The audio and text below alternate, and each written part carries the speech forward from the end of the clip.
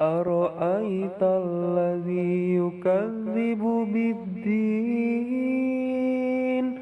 فذلك الذي يدع اليتيم